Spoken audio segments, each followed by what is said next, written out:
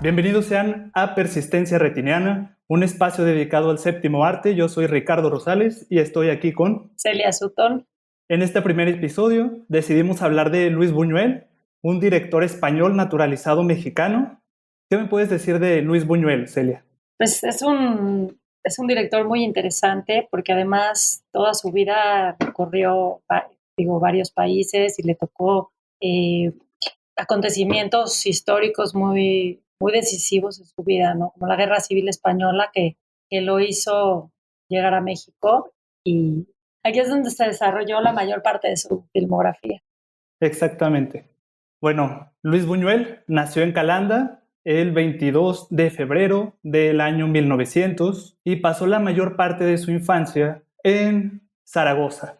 Luis Buñuel nació en el seno de una familia aristocrática española típica, muy arraigada a la religión católica, ¿no? Que será uno de los principales temas que va a estar manejando a lo largo de toda su filmografía. Sí, de hecho estuvo estudiando en un instituto jesuita y le iba muy bien en la escuela, tenía muy buenas notas, era un poco rebelde en cuanto a conducta, pero sus notas eran muy altas. Como que siempre se rebeló contra la aristocracia, era algo que como que le causaba un poco de ruido. Sí, y contra también las reglas tan estrictas de la iglesia y de su educación tan católica. Y él es muy curioso porque él decía que España y en donde él vivía, en Calanda y bueno, luego Zaragoza, estaban todavía sumidos en la Edad Media, aún estando ya en principios del siglo XX, pero parecía como si estuvieran todavía en la Edad Media. Así es. Entonces acontece un suceso muy importante en su vida, que es que a los 17 años decide dejar Zaragoza y mudarse a Madrid, a la residencia de estudiantes, que sería un punto de inflexión muy, muy importante para su cine, ¿no? No, claro, porque además conoce a personalidades que le van a cambiar por completo su manera de ver el mundo y de ver la vida y de pensar, ¿no? Como García Lorca, que fue determinante en su vida. Y de hecho sería aquí en la residencia que él toma como excusa para salirse de su hogar y viajar hacia la gran ciudad de Madrid. Le dice a su padre que va a estudiar ingeniero agrónomo o algo así, ¿no? Agrónomo, exacto. Y el padre, pensando que va a cuidar el negocio familiar, que se dedicaban principalmente al manejo de las tierras, lo deja partir, ¿no? Muy seguro de que va a proteger el negocio, pero ya estando ahí, pues Luis Buñuel se empieza a fijar más en la literatura y en la filosofía que la ingeniería como tal, ¿no? Y como nos mencionabas, pues logró hacer unas amistades enormes que serían muy influyentes en él, en su forma de ver el mundo, como lo sería, ya lo dijiste, Federico García Lorca, pero también Salvador Dalí, ¿no? Que después se convertiría en un colaborador cinematográfico de... Sí, y un amigo importante en su vida con el que después tuvo ciertas diferencias ideológicas también, ¿no? Cuando en la Guerra Civil. Así es, era una persona muy influenciable, ¿no? Dalí, Sí, y al final se terminó influenciando por una persona ahí que no era del agrado de Buñuel. sí, por Gala, la que fue su esposa finalmente. Entonces, más o menos por inicios de los años 20, el padre de Luis Buñuel fallece y este es otro evento que redirecciona su vida, ya que él mismo dice que si su padre jamás hubiera muerto, él jamás hubiera salido de España, y es justamente su muerte lo que lo lleva en 1925 a tomar la decisión de todavía ampliar aún más sus horizontes, y que como igual que la residencia de estudiantes sería fundamental en su ejercicio cinematográfico posterior. Sí, claro, porque además las personalidades con las que se empiezan a juntar y los cafés, los bares, estos lugares que les llamaban las cañas, ¿no? Que eran lugares de encuentro para platicar sobre literatura, sobre filosofía, sobre el contexto de lo que estaba sucediendo. Pues, pues lo sacaron de ese pueblo o de ese mundo tan cerrado de su infancia y le abrieron pues el mundo, ¿no? Así es. De hecho, es aquí en París donde Buñuel como que entra en contacto con su lado más cinéfilo, donde se da cuenta de que ama el cine. Uh-huh. E incluso se convierte en crítico cinematográfico, ¿no? Una carrera que no estaba muy ni muy bien vista, todavía no está muy bien vista, pero tampoco estaba muy, muy difundida en la época y empezó a Porque él escribir. empezó a escribir también un poco de poesía. Digo, él lo que quería de pronto tal vez era pues escribir poesía, ser poeta y empieza a escribir también crítica de cine. Así es, empieza a escribir crítica de cine en un suplemento del Cahiers du Art y él mismo menciona que veía hasta 3 películas diarias, una en la mañana, una en la tarde y una en la noche. Y escribía crítica y viendo el trabajo de directores como Sergei Eisenstein. De Fritz Lang también, y que dice que casi fue él el que lo hizo pensar en dedicarse al cine, ¿no? Exactamente, tanto Fritz Lang como Sergei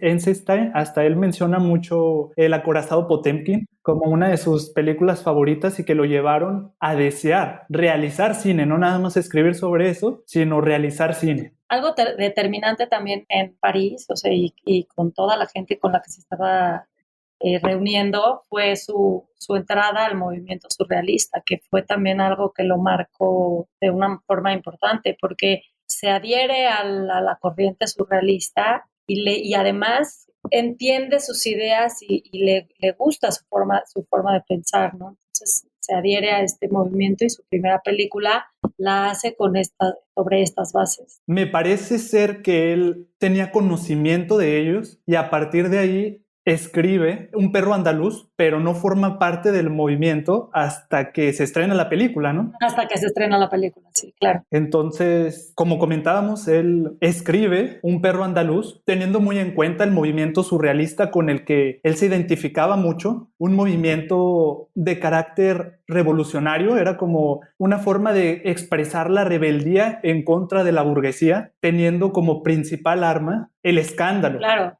Pero también a partir de rechazar todo pensamiento lógico.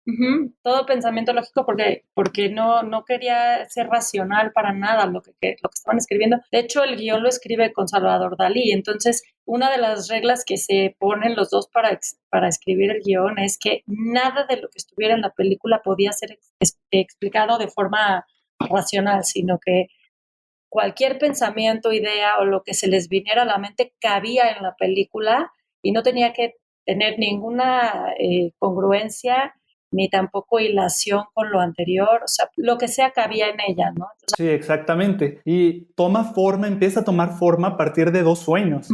Uno de Buñuel y otro de Dalí. El de Buñuel, comenta él que tenía este sueño con una luna que era cortada por una nube muy fina, como si una navaja cortara un ojo. Y el de Salvador Dalí, él soñaba con una mano llena de hormigas. Él soñaba con una mano llena de hormigas y a partir de ellos, de estos sueños, como tú dices, empiezan a hilar una historia onírica, donde se va pasando de un sueño a otro, de una secuencia onírica a otra, sin mucha estructura aparente, ¿no? Y el dinero para la producción lo da la mamá de Dalí, ¿no? Digo, de Buñuel, perdón. Pero el dinero de la producción lo da la mamá de Buñuel. No tenían dinero para hacerla y le pide que sí le da, ¿no? Entonces, dice Buñuel en sus memorias que llega a París y primero se gasta en bares y en pasársela bien la mitad del dinero y cuando ve que ya le queda como una parte, dice, no, ahora sí ya me tengo que poner a trabajar porque pues se nos va a acabar. Así es. De hecho, ahí hay una anécdota medio graciosa que cuando él va con me parece que es no me acuerdo si era un notario o algo así, como con un administrador, con la madre, y le dice, ¿sabes que necesito tanto dinero para realizar una película? La madre sí acepta y se lo da, porque esta persona que acompaña a Buñuel le dice que se puede hacer dinero, que es una inversión, que se puede hacer dinero con ese cine, pero la mamá no puede evitar llorar, porque se siente muy triste de que su hijo básicamente vaya a ser un vago, era como ella lo veía. Sí, algo como... Ya lo veía perdido totalmente. Entonces, filman esta película, Un perro andaluz, donde básicamente da toda la pauta de todo su cine, de todo lo que serían los próximos años de Buñuel en el cine, todas sus obsesiones y todas las ideas que película a película, en mayor o menor grado, va repitiendo. Sí, además de su adherencia, como decíamos, al movimiento surrealista, se codea ya con Breton y con Ernst y todos los surrealistas del momento, se juntan en cafés y pues de ahí deciden hacer su siguiente película, será La Edad de Oro, ¿no? que de hecho lo hace bastante pronto, ¿eh? Filma Un perro andaluz, bueno, sale más o menos en 1929 y como en un año, en 1930 ya sale La Edad de Oro, o sea, no estuvo mucho tiempo inactivo, fue muy rápido la producción de una a la otra. Y que iba a empezar, perdón, iba a empezar el guión con Dalí también, pero parece que ahí es donde tuvieron ciertas diferencias también, ¿no? Sí, de hecho, Un perro andaluz la escriben ellos, lo dice él en mucha sintonía. Estaban seguros de qué escenas sí querían escribir, de qué escenas iban a salir en la película y qué escenas se iban a omitir. Y había mucha sintonía entre uno y otro, pero ya para La Edad de Oro, al contrario, se pierde esa sintonía y empieza a haber mucho jala y estira, y mejor decide él escribirla por sí solo y me parece incluir un par de ideas de Dalí nada más. Sí, creo que hay una idea o algo así, pero Creo que es la de un hombre, ¿no? Un hombre que va caminando con una roca en la cabeza y pasa por una estatua que también tiene una roca en la cabeza, ¿no? sí. Antes de pasar a la Edad de Oro, ¿te gustaría hablar un poco de Un perro andaluz? Decirles a los que nos escuchan de qué trata más o menos la película o de qué va. Sí, bueno, como ya decía, son sueños hilados, es como hilar imágenes que no tienen nada que ver una con la otra. Creo que la del ojo, con una navaja que corta el ojo es la más Icónica. fuerte de todas y la que todo el mundo recuerda cuando piensas en esa película, y la gente se desmayaba en el cine, de hecho, cuando dicen que la veían y había gente que se desmayaba, era algo como muy drástico para ver en ese momento. Y luego también tenía cierto aspecto, o lo veía la gente con cierto aspecto blasfemo. Incluso hay una escena ahí donde una muchacha parece como revivir a un hombre de la muerte. Regresa este hombre que tiene hormigas en las manos y de cierta forma pareciera como que quiere, no sé si asesinar o abusar de la chica que lo revive. Y la va persiguiendo, ¿no? De sueño en sueño la va persiguiendo durante toda la película. Y en uno de estos sueños, buscando un arma con que atraparla, agarra unas sogas del suelo y empieza a arrastrar, una escena muy bizarra, que empieza a arrastrar, a jalar esas sogas y en ellas está atada un piano de cola, ¿no? Un piano muy enorme con unos burros o unos asnos muertos, muy tétrico, y dos monjes amarrados también a ese piano, ¿no? Sí, es que finalmente es muy simbólico, ¿no? Y aunque él siempre quiso no dar explicaciones racionales sobre los sueños, porque explica que el subconsciente no se puede explicar de forma racional y que sale en los sueños, pues sí llega a tener cierta simbología que agrede de pronto al espectador, o depende de sus ideas, pero sí es un poco agresivo para ciertos espectadores. Definitivamente. Y luego más en los años 20, ¿no? Finales de los años 20 y inicios de los 30. También algo que me llama mucho la atención, ya lo comentaba, es que esta película explota muchos de los llamados buñuelismos, que son guiños que van a estar saliendo constantemente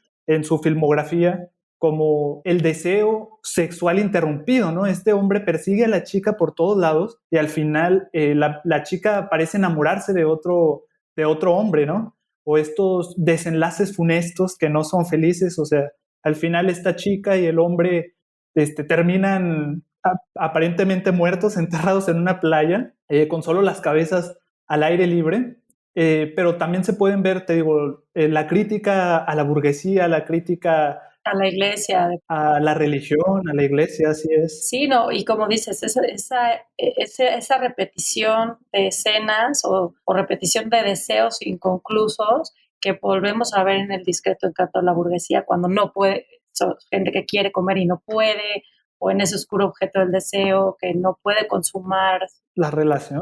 objeto de deseo. Entonces, sí son cosas que se ven desde su primera película, que pues que serán repeticiones, como en El ángel exterminador, que No pueden salir de la habitación, tienen el deseo de salir. son deseos como dices, cortados y que no se pueden consumar.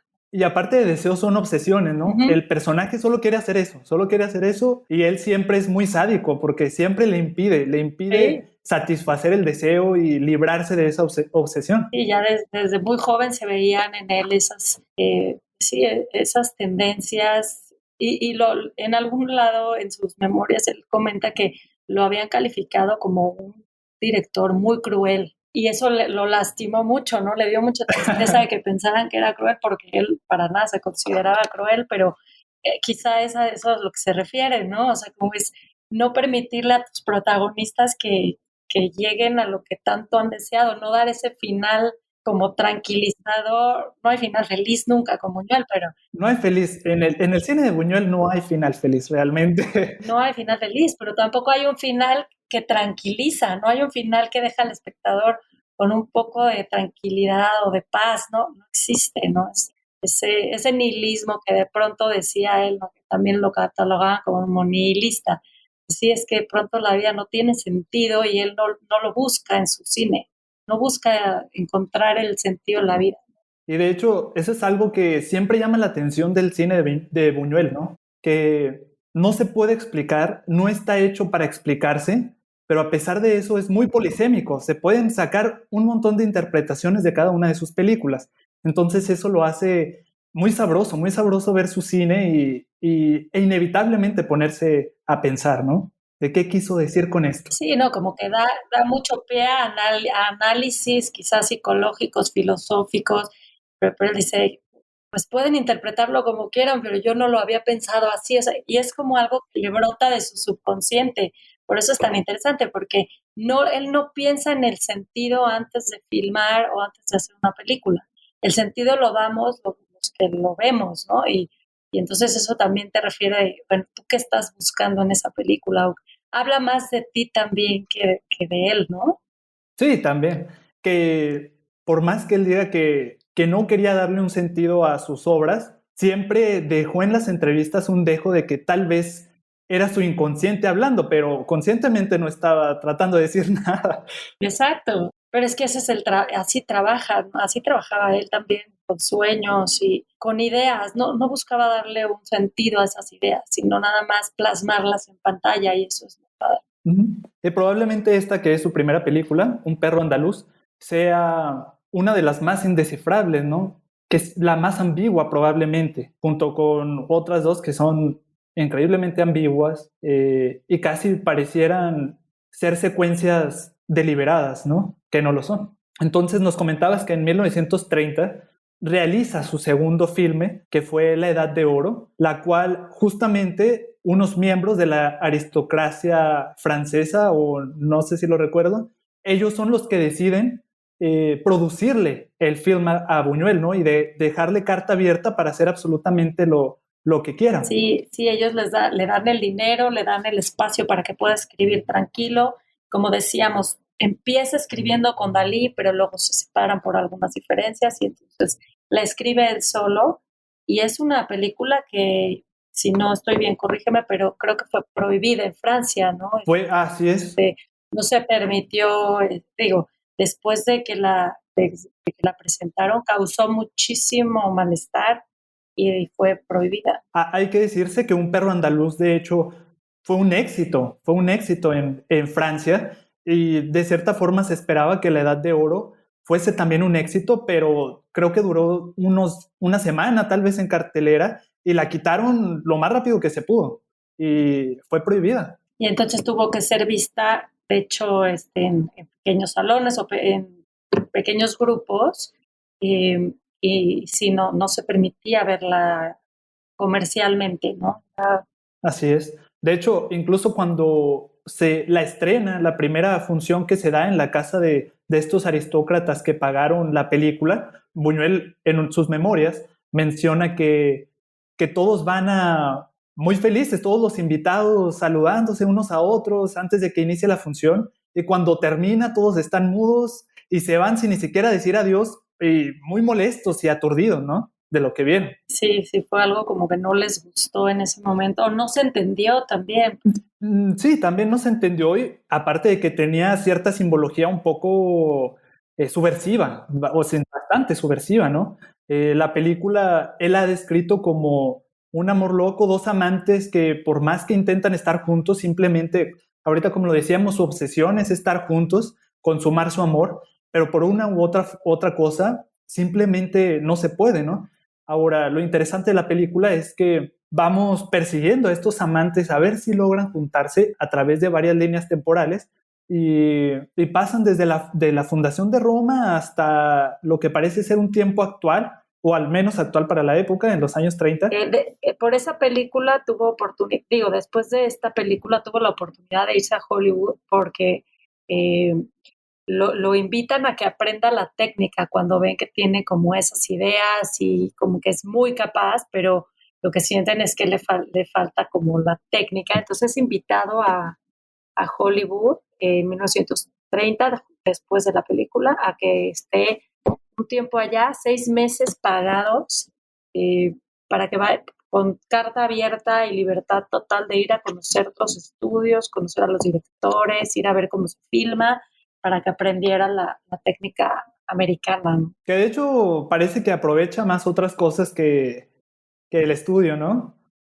Hace ahí muy buenas relaciones que le van a servir para después. Sí, como dices, aprende, conoce a Chaplin, conoce a varias personalidades importantes de Hollywood, pero no se queda ahí y no hace, no decide no, pues no participar tan de lleno. De hecho, dice que cobraba, pero la mayoría de los días no iba a los estudios, sino más bien se iba a los cafés, se la iba a pasar bien. Y entonces en 1933 filmaría lo que es su tercera película y su único documental, me parece, ¿no? Uh-huh. Que sería Las Urdes, Tierra sin Pan, y lo realiza porque llega a leer un estudio realizado sobre la región por el director del Instituto Francés de Madrid, ¿no? Uh-huh. Donde básicamente esta persona narraba todas las carencias que sufría esta sociedad primitiva, alejada y arrinconada en un paraje desolado de España, ¿no? Y creo que tenían muy bajo presupuesto para lograr este documental, batallaron mucho con fondos y no tenían mucho tiempo para poder hacerlo, y de hecho dormían ahí casi en el suelo. O sea, fue una producción con muchas dificultades. Y de hecho, otra vez con Las Urdes vuelve a escandalizar a todo el mundo, especialmente a los españoles que negaban que la situación en Las Urdes fuera como lo plantea Buñuel en la película, que es de precariedad absoluta. Nos muestra ahí a estos pobres niños que no conocen el pan y que muy apenas a veces se lo traen de Salamanca o no sé qué ciudad estaba cercana ahí. Los maestros de la escuela se los llevan y hacen que se los coman enfrente de ellos para que no se los roben sus papás. Y es una situación muy, muy, muy difícil. Sí, no, y le reclaman a Buñuel de por qué siempre enseñar el lado feo y desagradable y mostrar ese lado, pues, no bonito de las cosas o desagradable de España mismo, o de lugares de España. Y él dice, bueno, es que pues, se tiene que ver esto que está pasando, no se puede ocultar, ¿no? Y a él le gusta, le dice que por qué no muestra los bailes o la música o la danza de esas regiones, y él explica que pues cada país tiene bailes y danzas y eso se ve mucho en el cine, pero que este tipo de situaciones no se ven y que es importante que el mundo las conozca, ¿no? Así es. De hecho, como tú lo dices, los españoles se ofenden de que muestre este lado tan oscuro de España, y sería un preludio o no sé, un presagio para después de unos años nosotros los mexicanos nos ofendiéramos con otra de sus películas. Por Los Olvidados, claro. Muy, muy parecida, ¿no? Ahora en ficción con Los Olvidados. Y bueno, esta de Las Urdes fue prohibida también en España, o sea, no se permitió que se viera, ¿no? De hecho, por muy poco tiempo se exhibió en muy pocos lugares y desapareció por muchos años, ¿no? Casi un film perdido. Sí. Y de hecho, los españoles acusaban a Buñuel de inventarse muchas de las escenas, ¿no? Porque es una especie de docuficción, porque Buñuel no grabó todo tal cual, sino que planeó ciertas escenas. Yo me imagino que no nada más por el simple hecho de escandalizar, sino porque sabía que ocurrían ese tipo de cosas, pero tal vez cuando en el poco tiempo que tuvo él, en el corto tiempo que tuvo para filmar, no le tocó ver nada de eso y tomó la decisión de recrearlo, ¿no? Como matar a un asno y empaparlo de miel para que se lo devoraran las abejas vivos, ¿no? O dispararle a una cabra que iba saltando por una montaña para representar que las únicas veces que comían carnes en las urdes era cuando una cabra caía del monte por torcerse alguna pata o algo así. Y bueno, esta película durante la Guerra Civil fue catalogada como abominable, como un crimen de lesa patria. Y por lo mismo, si Buñuel, si los falangistas encontraban a Buñuel, podían pues apresarlo, ¿no? O sea, seguía... Y fusilarlo, porque la falange, la realidad es que era muy bélica. Esa es una realidad. También mencionar que sí hay ciertos tintes comunistas de Buñuel en esta película. De hecho, yo recuerdo cuando la vi, no estoy muy seguro si el mensaje final, hay como una acotación escrita al final de la película. Yo supongo que se agregó hasta después en una reedición pasada, pero básicamente incita al pueblo español a levantarse contra el fascismo, ¿no? El fascismo de Franco. Sí, que seguramente fue algo posterior, ¿no? Pero cabe mencionar que Luis Buñuel, desde su contacto con los surrealistas, empieza a su vez, por el mismo movimiento, por la naturaleza del movimiento, a empatizar un poco con el comunismo. Sí, sí, por supuesto. Y a buscar, sí, romper con la burguesía, romper con lo establecido, romper con las reglas sociales, ¿no? Así es. Entonces, en 1936 estalla lo que es la Guerra Civil Española, que es básicamente el momento en que Franco y la Falange, el fascismo español, quiere derrocar a la Segunda República Española. Y durante este periodo, que duró, si no mal me parece, unos 3 años, hasta 1939, Buñuel empieza a realizar ciertos trabajos de espionaje o algo parecido para ayudar a la izquierda contra esta extrema derecha, ¿no? De hecho, se instala en París y funciona como un intermediario entre los que estaban como pues escondidos en París, y llevaba ciertos documentos hacia España, pasaba y se hizo ese trabajo como de espionaje, cosa que también lo aleja del cine por este periodo, ¿no? O sea, no puede realizar ninguna película ni nada, pero se hablaba del intento de realizar películas en pro de los republicanos o en pro de como dices, de la izquierda, y de hecho, no sé si se llegaron a hacer algunas como de propaganda en ese tiempo. Sí, de hecho, en 1939, después de que escapa a París, también por seguridad escapa a París, claro. le recomiendan que acuda a los Estados Unidos a ayudar con propaganda, con la creación de propaganda antifascista. Porque más o menos por estas épocas ya se iba anunciando lo que sería la Segunda Guerra Mundial. Entonces, él viaja a Estados Unidos para ayudar a producir propaganda antifascista. Sí, algo que lo marca y que narra de una forma pues muy dolorosa en sus memorias es la muerte de García Lorca, ¿no? Que lo marca y lo deja muy, muy herido. Le dolió mucho enterarse de esa terrible muerte y de desaparición. Así es. Y de hecho también se menciona que este conflicto ideológico entre la derecha y la izquierda también lo aleja aún más de Dalí, ¿no? Porque Dalí se proclamó ferviente defensor de Franco, de Francisco Franco. Fue uno de sus más grandes amigos. Sí, esas fueron ya cosas ya irreconciliables, ¿no? Diferencias irreconciliables entre Dalí y Buñuel. Sí, totalmente. Entonces, en Estados Unidos, estando allá, también le ofrecen en el MoMA, en el Museo de Arte Moderno, Nelson Rockefeller, que está financiando un proyecto, ¿no? También de propaganda antifascista, y se propone a Buñuel como el director de ese proyecto, mas sin embargo es culpa de Dalí, que en una de sus memorias, creo que en su libro que se llama La vida secreta de Salvador Dalí, lo acusa de comunista, ¿no? Y entonces le prohíben el trabajo y casi que hasta lo persiguen, lo que lo lleva a mudarse de ahí, a salir de Estados Unidos y mudarse a México, ¿no? Sí, es De hecho, él ya tenía el trabajo y lo pierde por estas declaraciones de Dalí, que ya dice él que ya a partir de ahí jamás se volvieron a ver y jamás Sí, rompieron relaciones. rompieron por completo relaciones y le dice a Dalí que le escribe a Dalí que por qué escribió eso sobre él y Dalí lo que dice es que el libro es sobre él mismo, sobre Sí. Dalí, no sobre Buñuel, que él quiere hacer quedar bien a Dalí, no a Buñuel. Entonces, no le interesaba en su libro hacer quedar bien a Buñuel, pero más allá de hacerlo quedar bien o mal, lo perjudica al grado que pierde el trabajo por las declaraciones de Dalí. Sí, exactamente. Era un ególatra empedernido, la realidad. Uh-huh.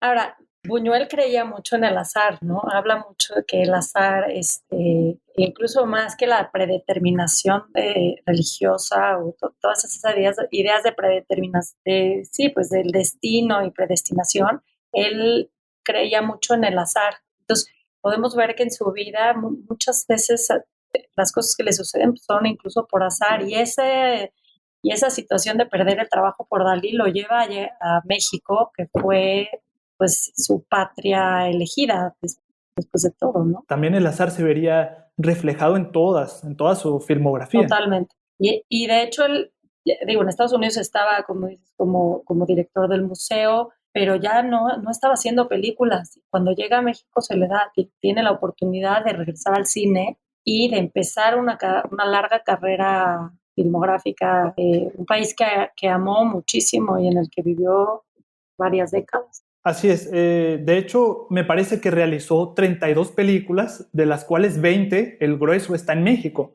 Y no sé qué pienses tú, pero probablemente fue en México donde realizó sus mejores películas, pero también las peores películas de toda su filmografía, ¿no? Sí, las que él llama las películas para comer, ¿no? O sea, las que son alimenticias, porque llega sin dinero y sin muchas oportunidades, tiene que hacer lo que le viene, o sea, lo que le llega, y tiene que aceptar ciertos proyectos que quizá en otro momento no hubiera aceptado. Y además son películas con muy poco presupuesto en las que tuvo muchas dificultades para filmar y que tiene que aprender a filmar con esas dificultades, ¿no? Con poco dinero, con los actores que tenía que ser, quizá no los que él hubiera elegido y ciertos obstáculos que tuvo, pero pues aprendió el oficio, ¿no? Uh-huh. De hecho, ahora que hablamos ya de la época o de la etapa mexicana de Buñuel, hay que comentar también que, aunque es verdad que él se ha expresado mucho el amor que siente por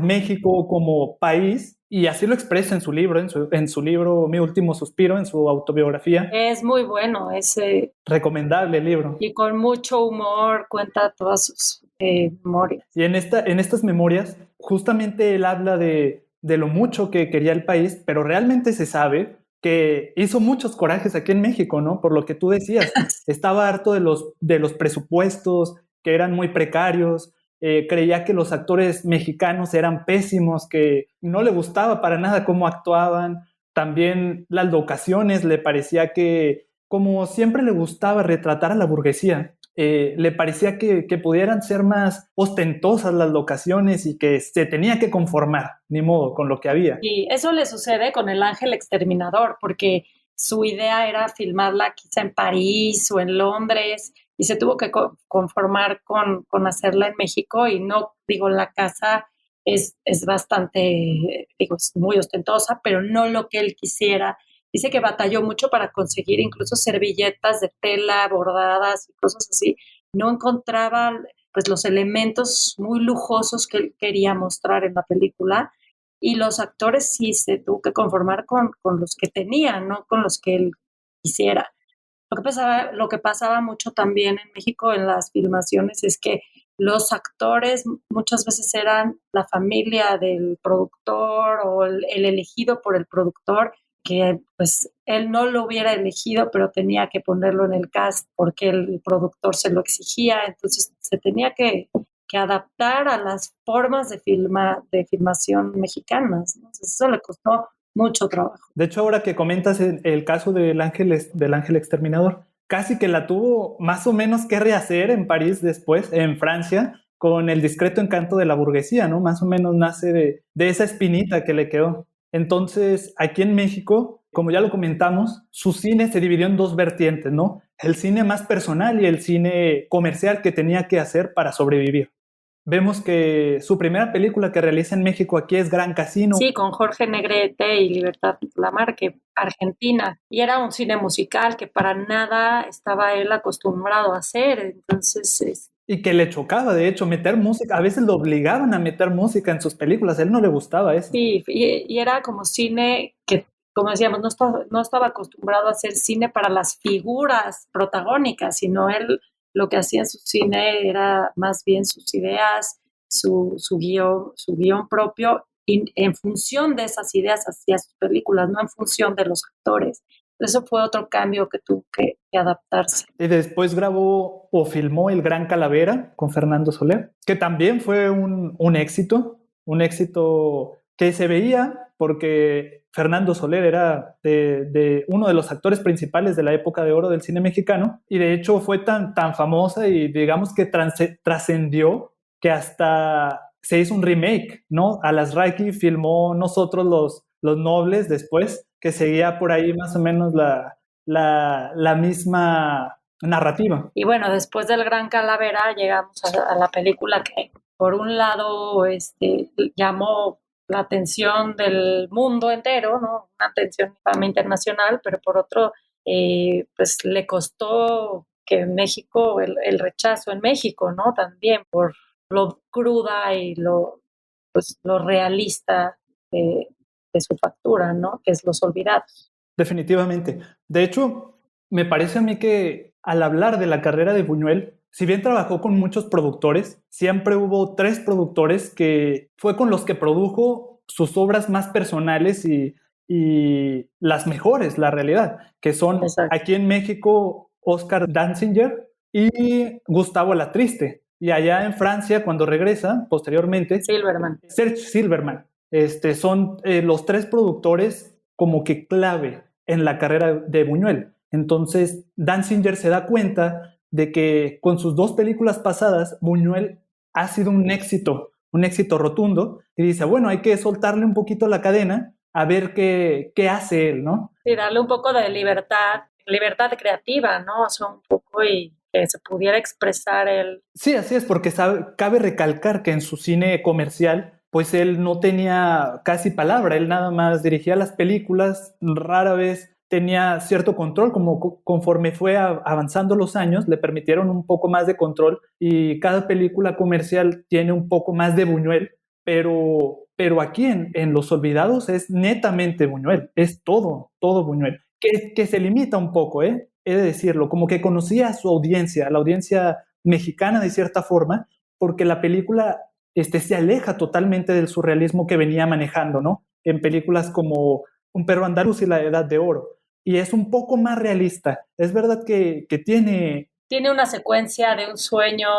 Tiene como 2, 3 secuencias surrealistas, ¿no? Sí, que yo creo que fue como el gusto que se quiso dar, ¿no? Ese momento de decir, bueno, esto lo hago para mí. Voy a meter ahí el sueño, voy a meter ciertas secuencias surrealistas, pero en realidad es una película que se ha comparado casi con un estilo neorrealista, como del neorrealismo italiano, con influencia de Vittorio Da Sica. Sí, de limpiabotas, y mostrar a la infancia en una vulnerabilidad total, en una pobreza extrema y una indefensión total, ¿no? Así es un poco más realista que surrealista. Yo creo que porque decía, si hago algo totalmente surrealista, la gente no le va a cuadrar tanto. Sí, la audiencia mexicana quizá no estaba lista para algo completamente surrealista, ¿no? Y de hecho este realismo tampoco les gustó, ¿no? Y dice que la gente en el mismo set de filmación estaban muy enojados en cómo estaba representando, por ejemplo, a las madres mexicanas, ¿no? Cómo una mamá mexicana iba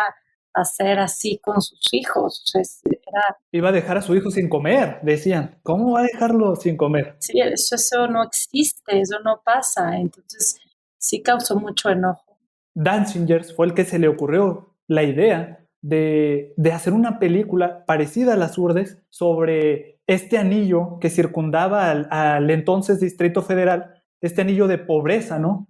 que circundaba a una ciudad aparentemente muy rica y muy industrializada, ¿no? Era un anillo de olvido total. Y un poco antes de eso, comenta también en sus memorias que para poder empaparse un poco de cómo vivían estos niños, bueno, estas familias, se disfrazaba, no disfrazaba, pero se vestía con su ropa más vieja o se ponía cosas muy gastadas para poder introducirse en este cinturón del que hablas y poder observar con mucha atención cómo vivían. Se metía incluso a los cuartos, a las vecindades, y dice que mucho de lo que se ve y que luego se le reclama de que exageró y que no es así, es verdadero, porque todo lo que vio lo refleja en su película. Exactamente, le sucedió muy parecido a lo que le pasó en Las Urdes, ¿no? Que le decían que se agarró de la ficción para exagerar la situación de extrema pobreza de estos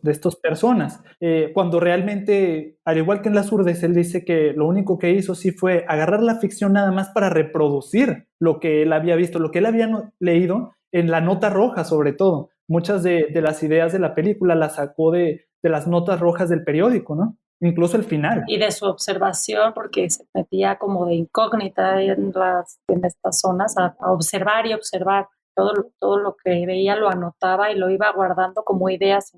Y algo te iba a decir. Lo que pasa es que Buñuel decía que en México las películas muchas veces romantizaban la pobreza, y él era justo lo que no quería con Los Olvidados, que se romantizara esa pobreza y entonces la muestra tal y como es, no con la idea de por ser pobre eres bueno, y esa idea como de los pobres todos son buenos y todos van al cielo. Y entonces él está mostrando, y eso fue lo que más enojó también al público, mostrar que los niños pueden ser pobres, pero unos pueden ser buenos y unos malos, y que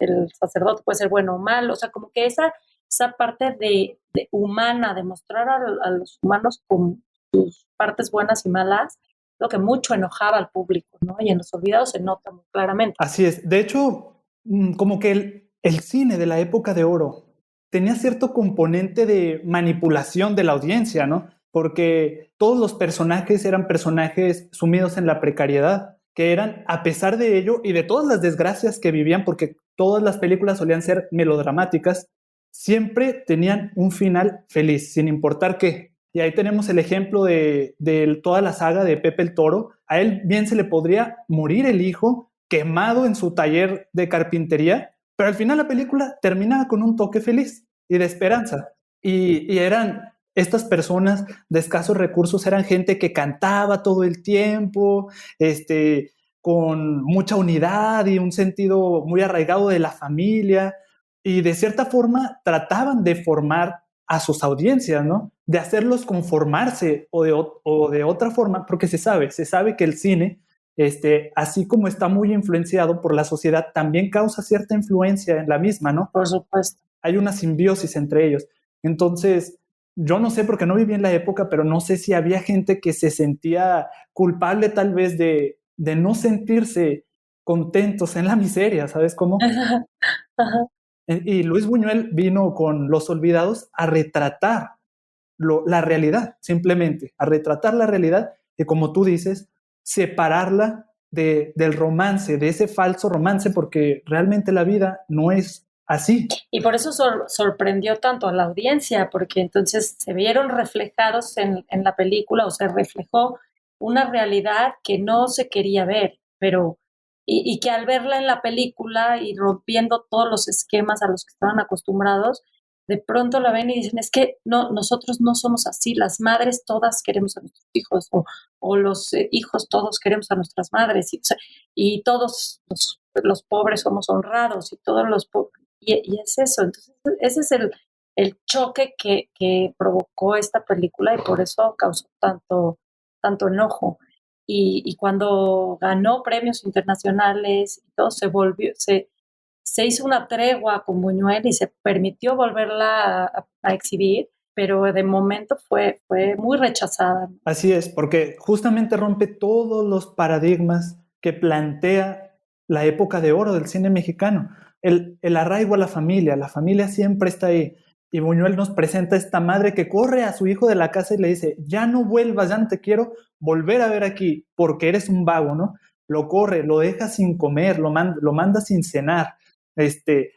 También ahí hay un dejo de pederastía, ¿no? En esta escena donde a Pedro se le acerca un hombre y nosotros es una visión detrás de una vitrina y no se nos permite escuchar la conversación que tienen, pero llega un policía y salva al niño Pedro y lo aleja de ese hombre, ¿no? Pero también hay un dejo de que en estas situaciones de precariedad, como que hay una sensación de que la vida no vale nada, ¿no? Se deshacen, son niños desechables, es algo muy interesante de los olvidados, ¿no? El Jaibo mata a este joven y todavía hasta la fecha, así es la sociedad mexicana y la justicia en México, el caso queda impune, ¿no? Y Jaibo... Inconcluso, impune, sí, claro, no hay justicia. Y el final, sin causar spoiler para aquellos que no lo han visto, pero también se deshacen de un niño y lo tiran a la basura como si nada, ¿no? Como si nada hubiera pasado. Sí, y esa escena del policía que salva al niño de pederastia le causó también un rechazo, pero ahí fue el rechazo de los surrealistas, que le de los comunistas. De los comunistas que rechazan, que le dicen a Buñuel, ¿cómo puedes poner a un policía que sí hace bien su trabajo y que es justo, ¿no? Y que salva a un niño? Los policías nunca hacen bien su trabajo. Sí, porque se vinculaba mucho a la figura del policía con la derecha, ¿no? Con la burguesía, Ajá. que solamente la defensa era para ellos, para los ricos, para los aristócratas, y que era una figura que no funcionaba para las clases sociales bajas. Entonces casi hasta incluso creo que se replanteó o se planteó sacar a Buñuel del surrealismo, porque decían, no, esto no va con nosotros, ¿no? Sí, ya no puedes pertenecer, si tú tienes esas ideas, ya no puedes pertenecer al movimiento. Así es, o sea, con esa película salió mal parado por todas partes, ¿no? Por todas partes, sí. Pero fue una película que a él creo que que lo llenó mucho hacer, porque después de un periodo de tener que hacer cine para alimentarse, un cine comercial que no era tan personal, fue la que tuvo un poco de libertad de explorar y de expresar.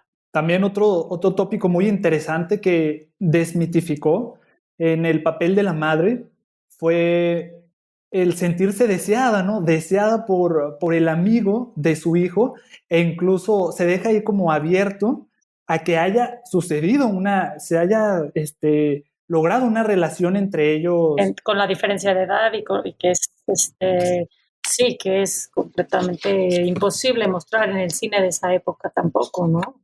Exactamente. Ahora, hay que recalcar también que este guión lo escribió en compañía de uno de sus colaboradores creativos más asiduos, que era Luis Alcoriza. Y los dos en el ejercicio de desarrollar sus guiones siempre trataban como de evidenciar los vicios que había heredado la sociedad mexicana de la madre patria, ¿no? De la sociedad española. Entre ellos, esta falsa o esta hipocresía católica con una moral muy establecida que básicamente asexuaba a las mujeres, a todos. Es una moral muy, muy pudorosa, pero sobre todo de las mujeres ni hablar. Y aquí en esta película, te digo, permite a la madre saberse deseada y hasta incluso tener alguna relación con un adolescente, o sea, un joven. Con un adolescente, así es. Y lo haría con Luis Alcoriza, otros guiones más de los que vamos a hablar, que justamente hacían esto, evidenciar los vicios que México había heredado de España después de la conquista. Y el mismo Alcoriza incluso, que después empezó a dirigir sus propios guiones, lo seguiría haciendo, ¿no? El ejemplo claro es Mecánica Nacional, donde también rompe muchos paradigmas, ¿no? El paradigma de la abuela, que la abuela incluso interpretada por la misma Sarita García, que era la abuela de México. Una figura materna por excelencia, ¿no? Una figura materna por excelencia y después la desmitifica en este papel de la abuela que tiene una obsesión también, Alcoriza con sus obsesiones, por un pecado en especial que es la gula, ¿no? Que es lo que que la termina matando de una indigestión, ¿no? Claro. ¿Qué sigue de Los Olvidados? sigue él, ¿no? Pues realiza muchas películas comerciales y después de ahí me parece que realiza él. Y él fue una de sus películas favoritas. Él siempre dijo que fue una película que lo dejó muy satisfecho, ¿no? Es una película en la que también se muestran ciertas obsesiones de Buñuel y ciertos elementos que se irán repitiendo también a lo largo de su filmografía, como los detalles chistas de pronto, ¿no? En la que la película empieza bueno, la película nos muestra a un soltero que encuentra en una iglesia a una mujer por la que se siente inmediatamente atraído después de ver sus pies, ¿no? Entonces, esa fijación por los pies de la mujer lo hace incluso estar obsesionado por ella, pero resulta que se enamora de ella, pero es sumamente celoso, ¿no? E inicia una relación con ella y la cela, no la deja casi salir, incluso respirar. Entonces, es un amor o una obsesión que lleva incluso a la locura, ¿no?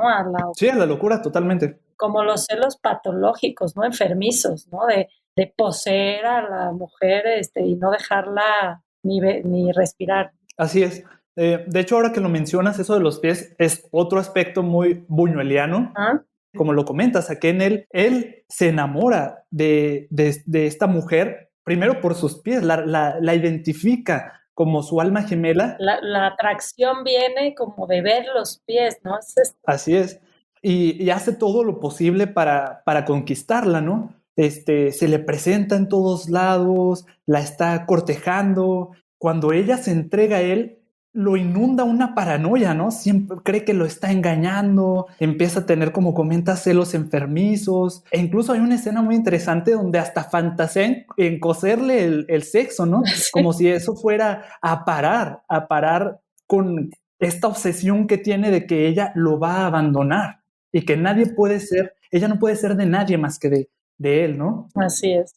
Y de hecho, él menciona que mucho de este personaje paranoico, obsesivo, tiene mucho De él mismo. de Buñuel. Yo no estoy muy seguro cuál sería su relación con, me parece que su esposa se llama Jean, ¿no? Con la que estuvo casado ya toda su vida, o sea, si estuvieron una pareja de toda la vida. yo no sé cómo sería la relación con ella, realmente, qué tan posesiva y celosa hubiese sido, pero hay ciertos fragmentos de su libro, que ya hemos comentado mucho, que sí me dejan ver que era celoso de pronto con sus amigos y era hasta, tenía cierta actitud violenta, ¿no? Él narra incluso una historia que tiene, un enfrentamiento que tiene con Gala. Sí, es verdad. Que, que la agarra del cuello, están él y Dalí comiendo con Gala y ella parece que lo está atacando como que con cierta hostilidad encubierta, ¿no? Y él se harta, Se desespera y la agarra por el cuello. la agarra del cuello y la trata de ahorcar. E incluso hasta él comenta que tal vez hasta la pudo haber matado si nadie lo separa de ella, ¿no? Pero curiosamente, y aquí es donde digo esta parte celosa también, curiosamente después él menciona que tiene una especie de sueños eróticos con ella, ¿no? De que dice, y recuerdo a Gala también de un sueño que tuve donde le muestro una película y después nos besamos y que quién sabe. Entonces, como que la odiaba, pero a la vez tenía ciertos sentimientos escondidos. Tal vez fuese una de las muchas razones por las cuales tenía ese enfrentamiento con ella, ¿no? Con ella y con Dalí, porque a partir de ella es cuando cuando él nota el cambio en Dalí y cuando viene la separación. Entonces, tal vez estas partes de su autobiografía nos dejen ver que sí tiene mucha personalidad de la que presenta en este personaje de Arturo de Córdoba. Sí, y lo que pasa es que Buñuel lo explica también en sus memorias, él deja sus sueños, se deja completa libertad de soñar incluso despierto y de dejar su mente ir hacia donde quiera ir sin la represión religiosa o casta de una educación como rígida, y se da cuenta que para él los sueños es ese lugar donde puede explorar lo que él quiera y dejarlos ir, ¿no? A donde sea. Y de hecho también hay que mencionar que a pesar de que oscuras las películas de Buñuel con temáticas un poco funestas, no hay que olvidar que siempre tenían un toque humorístico, ¿no? De humor negro. Por supuesto, claro. Ahorita él yo creo que sí sería, por los movimientos de feministas y así, tomada muy a mal, muy pésimo. Sí, por eso. Sería cancelado como muchos otros. Y muchas películas, otras de Buñuel, ¿no? Creo que sí lo llegaron muchas veces a tachar de Así es, misógino. pero igual, no sé, él se permitía también explorar ese mismo subconsciente también de las mujeres, como en Bella de Día, por ejemplo, ¿no? En Bella de Día, que ya más al rato vamos a llegar. Lo que vemos en él, que digo que es muy rico también, es toda esa parte como de suspenso al estilo Hitchcock, que no se nota en otras tanto, ¿no? O sea, es esa parte de pues de persecución, de suspenso, de no saber qué va a suceder con ella, ¿no? De sentir que la está siguiendo por todos lados, sentirse observada y perseguida y estos momentos de tensión dramática y de suspenso que se logran muy bien. Y dentro de los clichés que se suelen mencionar cuando se habla del cine de Buñuel, también hay que mencionar que Hitchcock se inspiró en él, ¿no? Para crear en Vértigo las escenas del Que son campanario. bastante parecidas. Sin espolear demasiado, bueno, la escena de la iglesia, del campanario, es muy delirante, ¿no?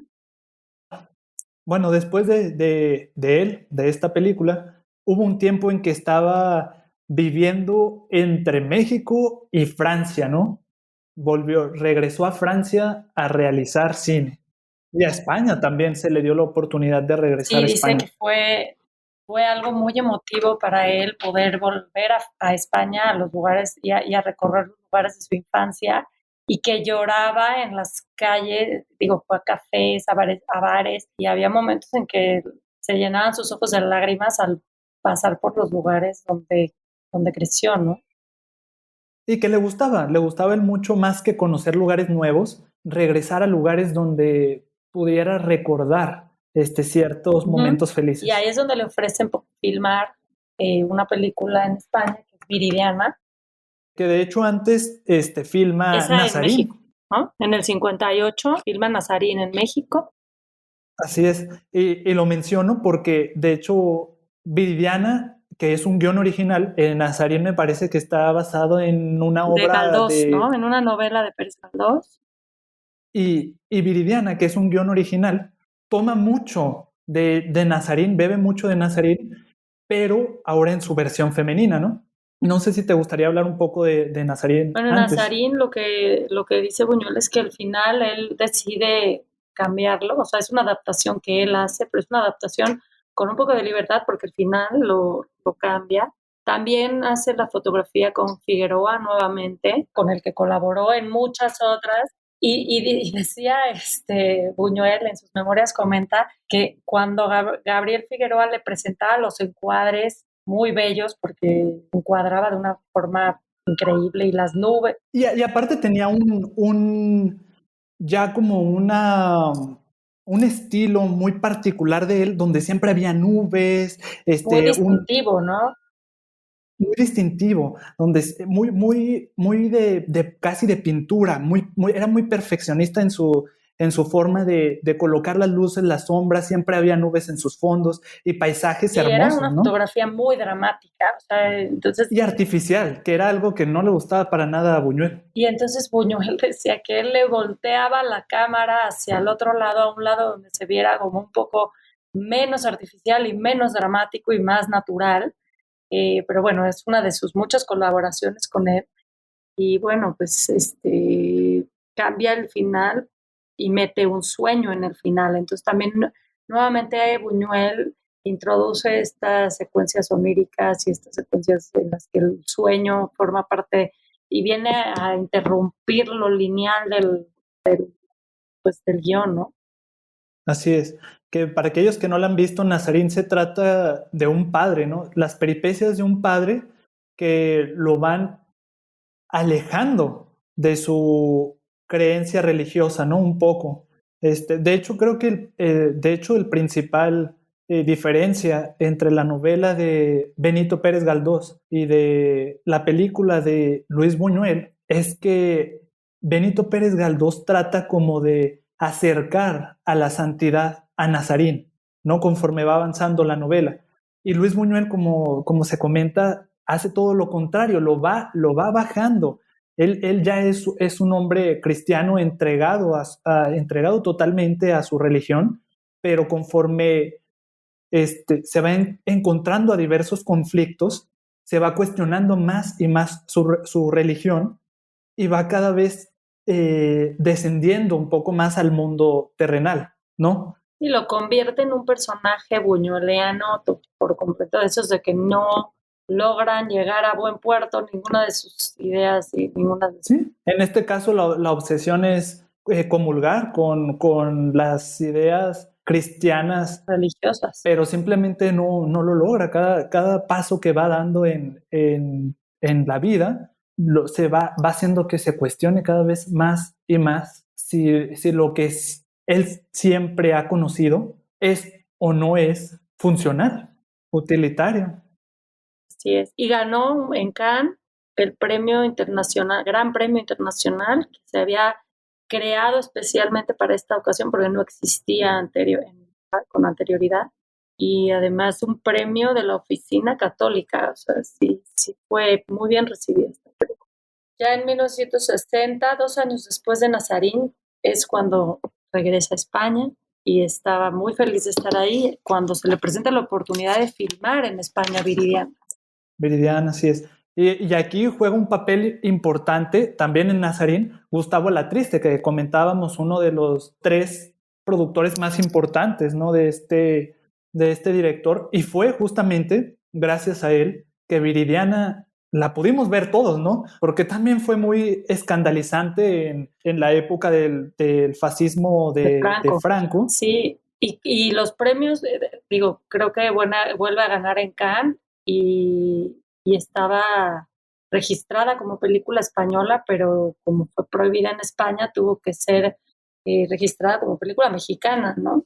Sí, que se compartía como la patria, ¿no? Se compartía la patria porque era una coproducción México-España, pero al final se termina, creo que después se vuelve, ya más adelante, por ahí de los años 60 o 70, algo así, la vuelven a repatriar española, ¿no? ¿Ah, sí? La vuelven a repatriar española, pero por mucho tiempo queda nada más como una producción mexicana porque la intentan quemar. Franco, bueno, el gobierno de Franco intenta quemar la cinta, desaparecerla, pero Gustavo Alatriste y Silvia Pinal, entonces su esposa, esposos, son los que logran escapar de España con la cinta y traerla a México, ¿no? Y la película es bastante parecida a Nazarín. A mí me gusta más. Sí.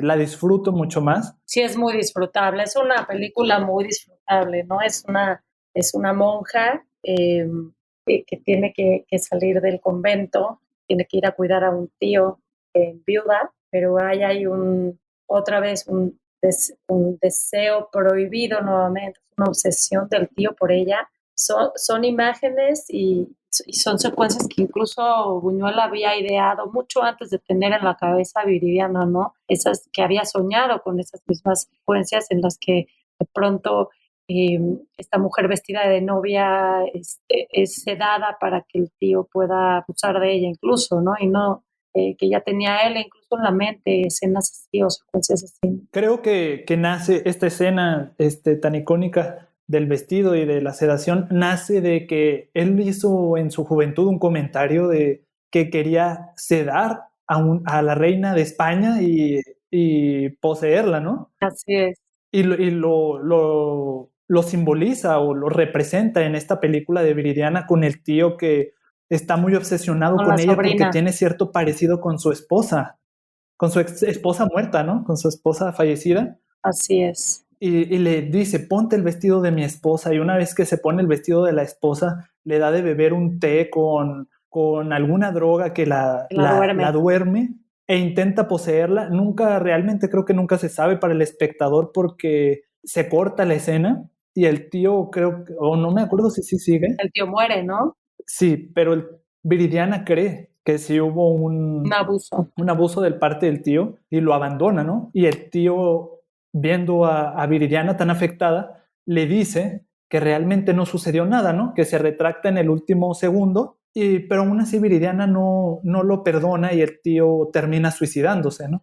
Incapaz de vivir con esa culpa. Ella por la culpa pues decide renunciar al convento y irse a encargar, se va a la casa del tío a encargarse de la casa, ¿no? Así es, le hereda todo a Viridiana y a su hijo. Me parece ser que tenía un hijo, que es Francisco Raval. Viridiana es Silvia Pinal. Silvia Pinal. Le hereda todo a Viridiana y a su hijo, y Viridiana utiliza la mansión de su tío, que era, como todos los personajes de Buñuel, un aristócrata, o una parte de la mansión, como refugio para personas en situación de calle, ¿no? Que después le juega una malpasada terrible. Y que de ahí también surge, yo creo, más tarde la idea del exterminador, ¿no? Esta parte de, digo, obviamente con la aristocracia, la burguesía, pero aquí con la gente de calle que viene a aprovecharse de la hospitalidad de Viridiana y de pronto ya no hay forma de que se salgan de esa casa, o sea, es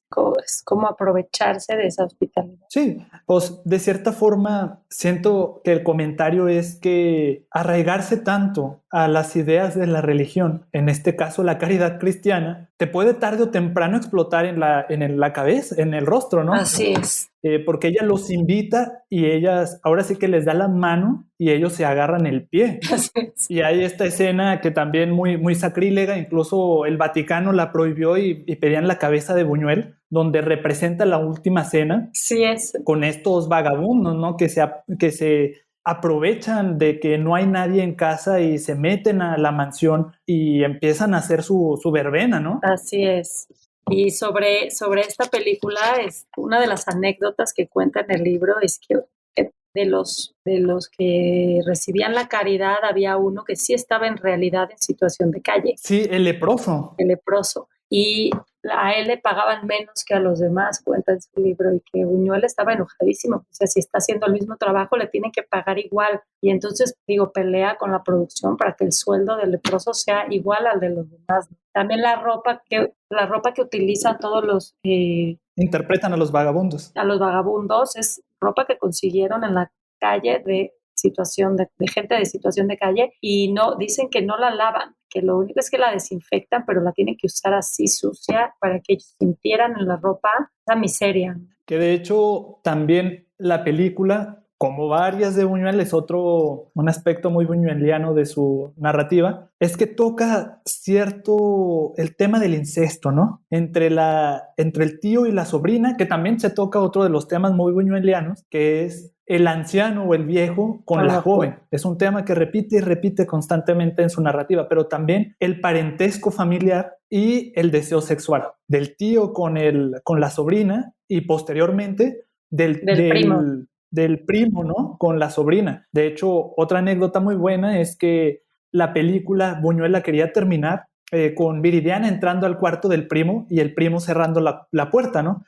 La censura franquista decía que era muy sugestiva, que era obvio que Viridiana tenía sus que veres con el primo al terminar la película, y le piden a Buñuel que si quiere seguir filmando, tiene que cambiar esa escena del guión, ¿no? Y lo que hace él es hacer algo incluso más inquietante todavía, ¿no? Es la mejor, el mejor final que se le pudo haber ocurrido. Es el mejor final que pudo haber tenido la película, que es Viridiana entrando al cuarto del primo y se pone a jugar cartas con el primo y la camarera, ¿no? La amante, ¿no? Bueno, la amante del primo, que era la camarera, que se había entendido que era su amante, y al jugar los tres en la recámara, sí da a entender ahí algún trío, alguna relación de los tres, ¿no? Entonces, al final... Y de hecho creo que el primo sí le hace un comentario a Viridiana, ¿no? le dice, sabía que ibas a terminar jugando con nosotros, o algo así. Que era todavía aún más sugestivo que el final inicial, y eso sí se lo permitieron grabar, ¿no? Sí, es que ahí es donde está el juego de ese humor que mencionábamos y la inteligencia de Buñuel para dejar ahí ideas y que el público sea quien las interprete, ¿no? Y quien las complete. Sí, totalmente. Después de Viridiana viene otra película que es El Ángel Exterminador, que ya hemos hablado un poco de ella. Creo que yo es una de mis favoritas, o si no mi favorita de Buñuel. Tu favorita de él. Sí, me encanta. La película del Ángel Exterminador se trata de una familia burguesa que invita a cenar a un montón de aristócratas, un montón de amigos aristócratas. Es a la salida de algún evento, de un teatro, de algún evento social. Y en algún momento de la noche, terminada la cena, se van a una habitación como a la sala, ¿no? Al salón. A seguir festejando, ¿no? A continuar. Y de pronto, avanzada la noche, después de un tiempo, se dan cuenta que ya no pueden salir de ese salón. Sí, ¿no? Y las escenas se repiten. Yo creo que esta película en la que se ha hablado también de un sentido muy filosófico, que incluso no sé si Buñuel mismo lo había pensado, pero se ha hablado del eterno retorno de Nietzsche, y como que es una película que obliga o que condena a los personajes a una eterna repetición de escenas y de momentos y de días, y que en realidad no se sabe cuánto tiempo ha pasado, pero los personajes están eternamente encerrados en este lugar sin poder salir, y las escenas se empiezan a repetir. Hablamos un poquito de lo que decía Buñuel, de que en sus películas las escenas se repiten. Entonces, los mismos personajes vuelven a entrar de nuevo desde el principio al comedor, vuelven a ir al salón, se vuelven a saludar incluso como si no se habían visto antes. Y entonces hay una serie de repeticiones, un juego de repeticiones que es muy interesante y que da mucho pie a esa interpretación filosófica. De la vida es una eterna repetición, ¿no? Uh-huh. Y lo más misterioso, siniestro de la película es que no hay un impedimento físico que les prohíba salir de ese salón, ¿no? Sino que simplemente no pueden, ni tampoco hay que recalcar que también hay personas que intentan entrar a la casa, pero tampoco pueden entrar. Sí, no hay una explicación muy clara de por qué no pueden salir, y jamás al espectador se le da esa explicación clara de por qué no pueden salir, pero al conocer el cine de Buñuel tampoco estás esperando ninguna explicación, es la verdad.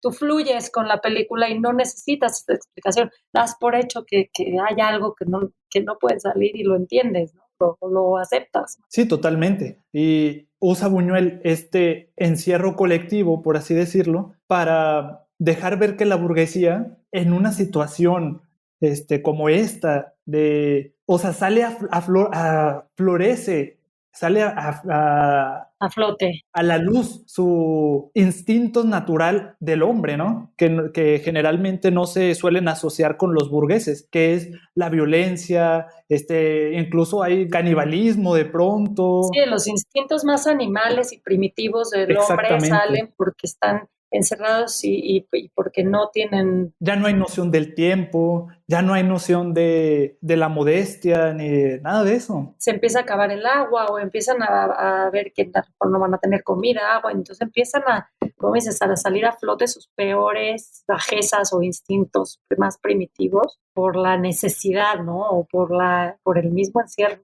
Sí, y por la incertidumbre de qué va a pasar, cuánto tiempo vamos a estar aquí. Como tú dices, nunca se nos explica cuánto tiempo pasan encerrados ahí, pero se intuye que percibido por ellos un montón de tiempo, ¿no? Porque empiezan incluso a expresar sus deseos más carnales, sin importarles estar rodeado de otras personas, hacer sus excrementos también ahí a la luz de todos, ¿no? Que es algo que también le interesa mucho a Buñuel, y lo recalcaría otra vez esta analogía de por qué comemos en público, pero excretamos nuestras heces en privado en otra de sus películas, me parece que en El Fantasma de la Libertad o algo así, ¿no? Uh-huh. Pero empiezan a salir toda la decadencia como tal. Así es. De la burguesía cuando le quitas todo lo que lo hace ser ella, principalmente el dinero y su posición social. Y su poder, ¿no? O sea, y su poder. Sí, y te das cuenta que mucho de toda esta pose, pues son solamente apariencias, y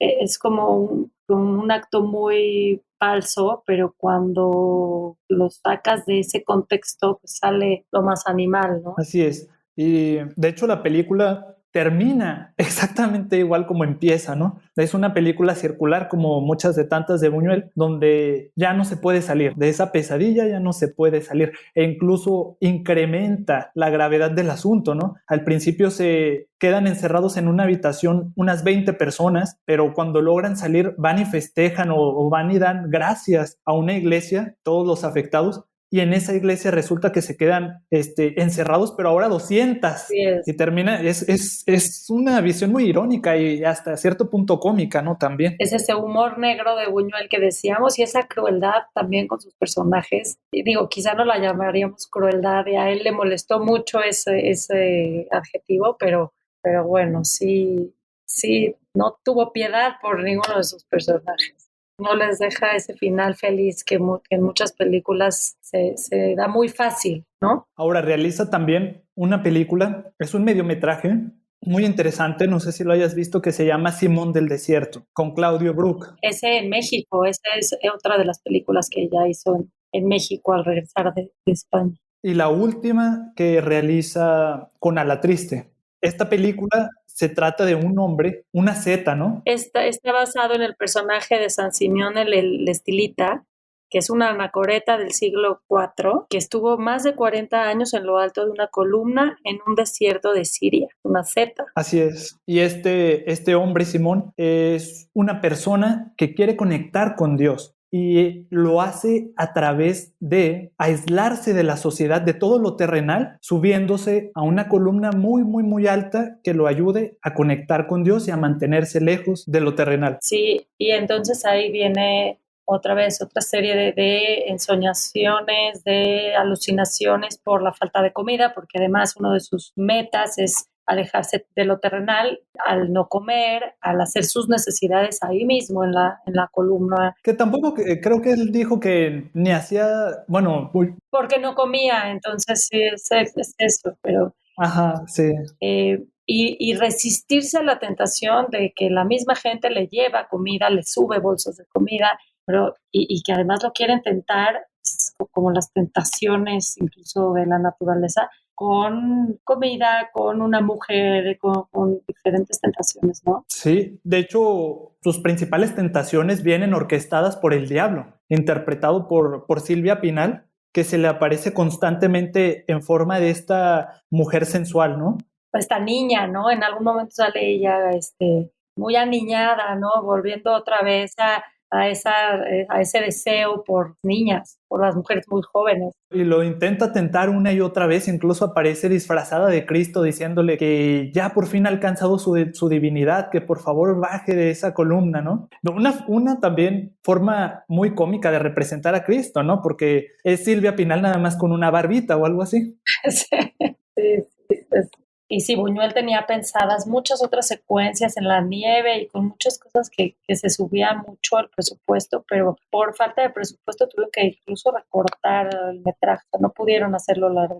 Pero no sé qué pienses tú, pero a mí la película me parece perfecta como está. De pronto se ha dicho que si los efectos especiales, si es la película más decadente formalmente de Buñuel, que a mí me parece bastante buena y el final me parece que termina como tiene que terminar, ¿no? Uno se pregunta si era un sueño de este hombre, Claudio Brook, que aparece al final en un club de los años 60 bailando, o si es un simbolismo del diablo que le muestra a esta sociedad casi convulsiva, ¿no? Haciendo un baile convulsivo bajo sus influencias o algo así. Como decadente, ¿no? Incluso decadente. Y queda ahí como ambigua, como todas estas películas, ambigua de si era más bien lo anterior visto era un sueño de este hombre idealista. O esta es otra de las pruebas del Satán, ¿no? Nuevamente. Pero está muy bueno, a mí me gusta cómo termina. A mí me gusta también, es de las que me gusta. Y no necesitaría que durara más, me parece que es suficiente. Exacto, y con el presupuesto que se hizo queda bastante aceptable y muy bien. Entonces llegamos a lo que es la última etapa de Buñuel, que es su etapa francesa. Es la que más se reconoce y la que más se ama como en un aspecto mundial. Uh-huh. No sé si quieras contarnos un poquito de la primera película que realiza ya. Sí, la primera película que realiza en Francia es Bella de Día.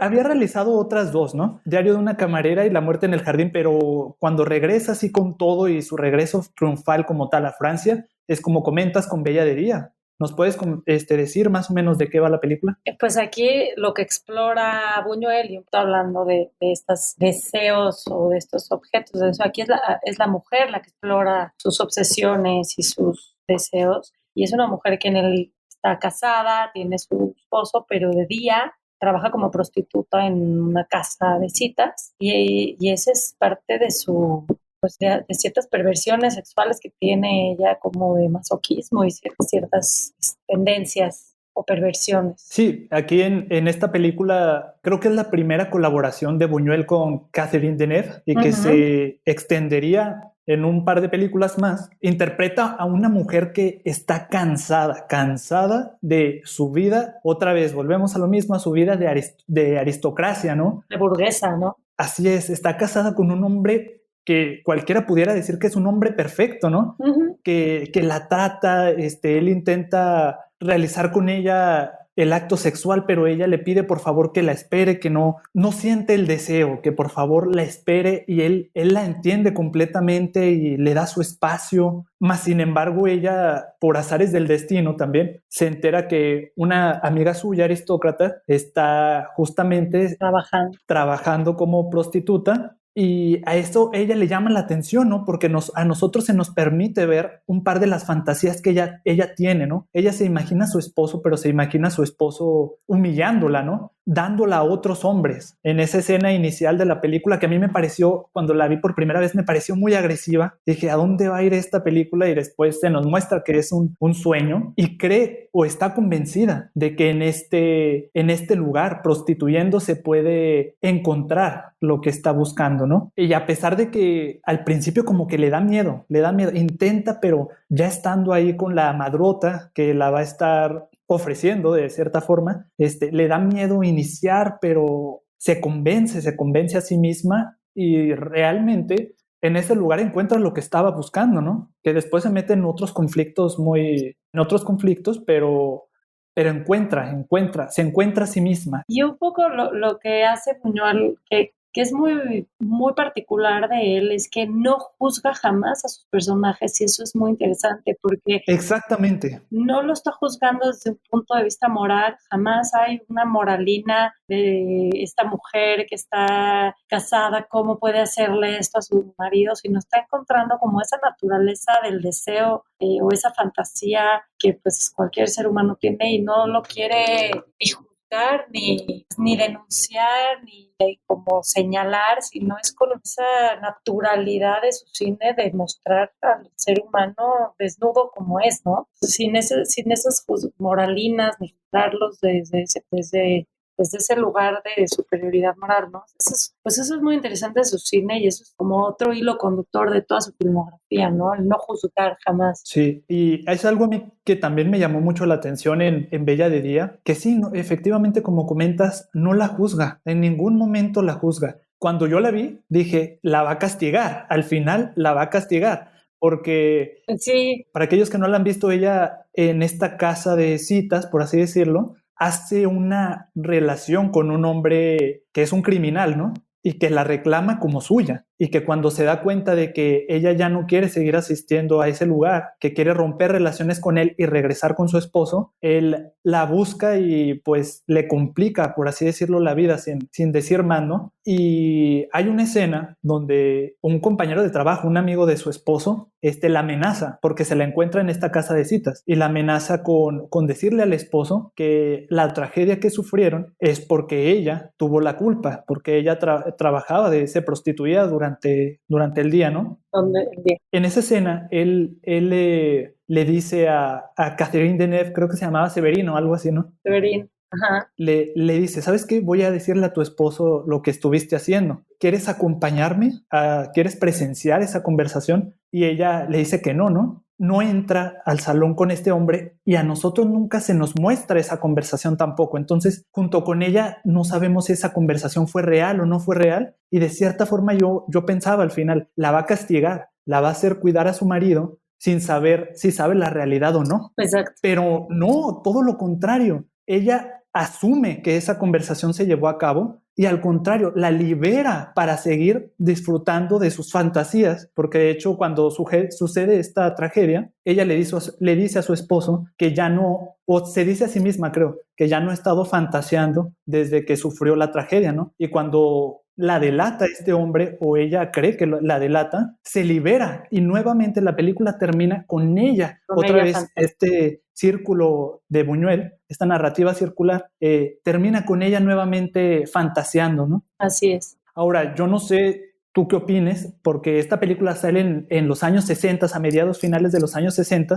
y es la época en que en el mundo, especialmente en Estados Unidos y en Francia, se estaba levantando lo que sería la primera ola de feminismo. Entonces, era un feminismo muy radicalista, y no sé cómo se habrá interpretado esta película, que no, yo no la quiero llamar feminista, ni mucho menos, pero es una película que explora el deseo femenino sin juzgarlo. Muy vanguardista, ¿no? Es algo como muy rebelde y además está explorando las fantasías femeninas, está explorando el deseo, pero desde un personaje femenino que pues, es novedoso y es revolucionario y es quizá no feminista, pero como decíamos, sin juzgar moralmente a esta mujer que quiere hacer con su cuerpo lo que ella le place, ¿no?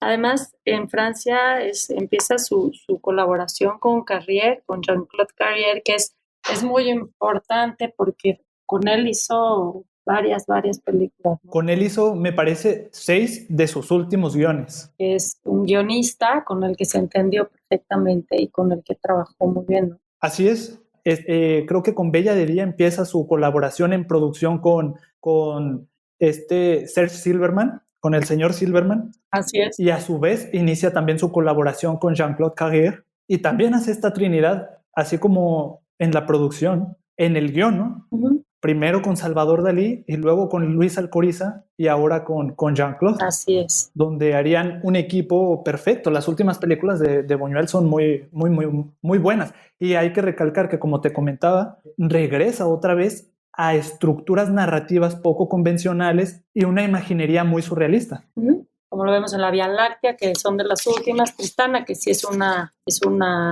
adaptación también, de una novela. De Benito Pérez Galdós, otra vez. Y El discreto encanto de la burguesía, Fantasma de la libertad y, por último, ese oscuro objeto de deseo. Como esa es la parte, sus últimas obras. Sus últimas obras. Después de Bella de Día, haría La Vía Láctea, que sería una película basada en herejías, uh-huh. La herejía en la religión cristiana, ¿no? Principalmente. Es su película dedicada a uno de los temas que más le encantan, que era la herejía en términos de religión cristiana especialmente, porque mucho se le cuestionó también, ¿no? Que atacara mucho a las religiones cristianas y no a otras religiones, ¿no? Como el judaísmo o otras. Se le decía que era un ateo, pero un ateo que solamente atacaba a la religión cristiana. Y decía, soy ateo gracias a Dios, ¿no? Decía. Pero que realmente no era ateo, ¿eh? Se me hace que, sobre todo en esta película, en La Vía Láctea, reafirma de cierta forma su fe, con su forma de cuestionarla, pero de cierta forma reafirma su fe. Sí, porque finalmente él, quizá no ateo, creía mucho en el azar, como decíamos, en el misterio, en el azar, y le gustaba explorarlo, y le gustaba cuestionarse, y quizá no aceptar como la religión, como se la daban de niño o de adolescente en esta educación tan rígida en la que creció, pero más bien ir cuestionando, o sea, ir pues explorando sus propias, bajo sus propias premisas y necesidades, lo que a él le llenaba, lo que él necesitaba preguntarse, ¿no? Así es. Y de hecho es en La Vía Láctea donde retoma esta estructura como de sketches, ¿no? Hay una línea que los une a todos en común, pero toda la película está hecha de pequeños sketches, de pequeñas escenas. Como episódica, ¿no? Unidas por un hilo conductor. Y en este caso son unos peregrinos que se dirigen a visitar a un santo en España, ¿no? Y algo muy interesante de esta película es que se mueven en una forma muy peculiar de espacio-tiempo. O sea, no existe un espacio ni un tiempo determinado. Se van moviendo, como decíamos, igual que en la Edad de En la Oro, Edad de Oro. se van moviendo a través del tiempo y al final pues llegan a su destino y no logran lo que querían lograr. Como todos sus personajes que nunca logran. Su siguiente película después de La Vía Láctea es El discreto encanto de la burguesía. Sí, también bueno, fue también producida por Silverman, se filmó en París y bueno, fue como una forma de quitarse la espinita del Ángel Exterminador que había hecho en México y que no había podido filmar fuera de México. Entonces, en El discreto encanto de la burguesía buscó estas locaciones como muy ostentosas, muy elegantes, palacios. Sí, tratando de retratar a la burguesía en pleno, en cuanto a vestuarios, en cuanto a locaciones, es un grupo de amigos que toda la película lo que están buscando es llegar a una cena y comer, cenar todos juntos, pero por alguna u otra razón las cenas se empiezan a cancelar o se empiezan pues, no se llevan a cabo y otra vez ese deseo que no es consumado, pero esta vez es de comer, es de este placer de una cena de amigos, pero por una razón, cada vez una razón distinta, pues se termina cancelando esta cena y nunca llegan a la consumación de la cena, ¿no? A sentarse a cenar finalmente. Y pasan cosas siempre son cosas muy absurdas y muy surrealistas. Y algo muy interesante es que a veces se dan sueños adentro de los sueños y que ya no sabe uno qué es verdad y qué es mentira, ¿no? Sí, no, son secuencias súper oníricas, surrealistas, y además hay muchas caminatas, sobre todo, digo, lamento el spoiler, pero finalmente los personajes caminan y caminan y caminan sin rumbo, no sabemos a dónde van, y es como otra vez el Ángel Exterminador, eterno caminar sin rumbo y la repetición y el eterno retorno de no saber ni a dónde van, pero es ese camino sin fin, pero el camino es lo que filma Buñuel, ¿no? De caminar. Que de hecho también hay como cierta analogía de esa escena que se repite como 3, 4 veces en la película de ellos caminando por un paraje desolado, no son ellos más que ellos, 6 creo que son, ellos 6 y la calle desolada. Terrosa, además, es un terreno lleno de tierra y a lo mejor y ellas están con zapatos de tacón, caminando lo más incómodo, pero y no se ve nada, al final del camino, ¿no? Te digo, me recuerda o me suena bastante como una alegoría de lo que son finalmente estas personas aristócratas, ¿no? Que su única necesidad en la vida no es nada, o sea, no es nada y su única preocupación es cenar. Cenar. ¿Dónde vamos a cenar hoy? Y ya. Entonces los muestra ahí caminando por un paraje totalmente desolado, porque no tienen función, son individuos sin función alguna, ¿no? Y luego hay referencias en la misma película a un país que no existe, que es inventado por Buñuel, Miranda. en el que se habla de ataques terroristas y anarquistas de una forma realmente muy simpática, porque es ese humor negro otra vez de Buñuel, de hasta inventarse un país, inventarse un motivo por el cual los terroristas quieren destruir, plantar bombas. Entonces, son conversaciones que de pronto no tienen mucho sentido. Es casi Buñuel precognizando el actual presidente de México, ¿no? Que le dicen, oye, que en tu país pasa esto. Y él, no, claro que no, en mi país, y lo niega, no, en mi país no matan gente. No pasa esto. Oye, que en tu país todo el mundo vive en pobreza y no, y todas las cosas negativas que le dicen en su país, él dice, yo tengo otros datos, ¿no? Yo tengo otros datos, exactamente, sí. Y sí, suceden sus situaciones súper absurdas como Súper absurdas. al primer restaurante que intentan ir, está cerrado, pero no está cerrado y los invitan a pasar y después se dan cuenta de que hay un muerto ahí, que están velando a un muerto en el restaurante, entonces ya no pueden cenar por eso. O sea, sí, es extrañísimo. O dejan de cenar Porque llegan unos soldados, hay otra escena en la que de pronto llegan a la casa unos comandante con unos soldados y no sé qué, los invitan a pasar, pero entonces ya no alcanza la comida y ya no pueden cenar y ya no estaban preparados y entonces es muy fársico, o sea, todo parece como una farsa, como estilo ionesco casi, ¿no? Es muy fársico. De hecho, hay una escena muy interesante que justamente después de que llegan los soldados a interrumpir su cena, se tienen que ir de imprevisto porque les surge como una revuelta, ¿no? Sí. Una revuelta que tienen que ir a reprimir. Pero el capitán de los soldados se regresa y los invita otro día a cenar ahora en su casa, ¿no? O sea, maneja con tanta trivialidad la represión de estas personas. La revuelta, la represión, sí. Que se toma incluso el tiempo, el capitán, de regresar a invitarlos a cenar otro día a su casa, y después esta cena, uno de ellos sueña con esta cena en que realmente están representando como una obra de teatro, pero ellos no están avisados, y a él, al que lo sueña, se le olvida el texto y se vuelve muy interesante. Y muy divertido, porque finalmente si logras involucrarte con el humor, pues resulta muy divertido.